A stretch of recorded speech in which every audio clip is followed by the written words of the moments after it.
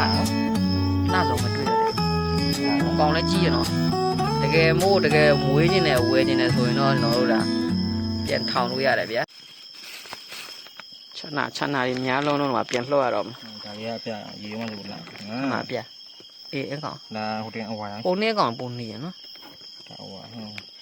မြန်မာမျိုးရင်းချနာရမယ်ရောင်းပေးရတော့ဒီကောင်လည်းတူပဲအပြောင်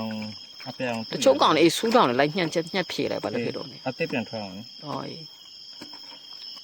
ဒါအဝါပဲမြန်အပြာမတွေ့နေအပြာ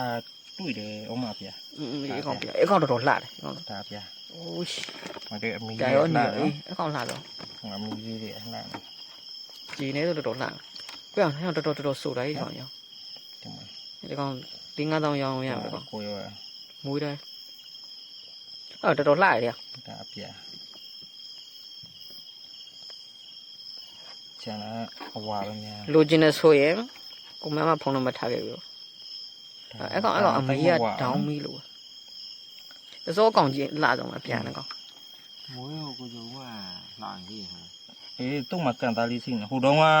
မသိလို့ပေါ့သိလို့စင်းအဲ့ဒီချန်နာအဝါလေးကဒီနေ့ဒီအားနေဖန်လာတာပေါ့ငါဒီခဏပြအိုးကြီးပေါ်တော်လှလှဆုံးမတွေ့ရတယ်ကောင်းလဲကြီးရနော်တကယ်မို့တကယ်မွေးခြင်းနဲ့ဝဲခြင်းနဲ့ဆိုရင်တော့ကျွန်တော်တို့ဒါ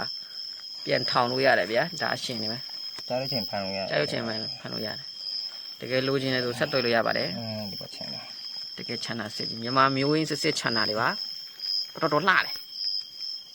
တော်ဓာတ်ပုတ်လေးတော့ပုံရတတ်နေလို့ရကောင်းကြီးပဲလက်ပေါ်တလို့တင်လို့ပြနော်ရေအောက်ရိုက်တဲ့ကင်မရာမပါလို့ဗျာနောက်ဆိုပြန်လှုပ်ပြလိုက်ပြီဟောပြန်လှုပ်ပါရဆိုမှအလှဆုံးပဲအောက်ခုရေထဲမှာတော်လှတယ်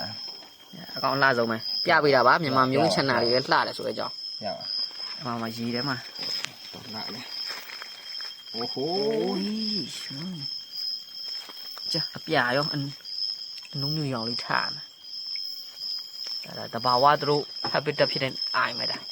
သူတို့နေရပဲလှတော့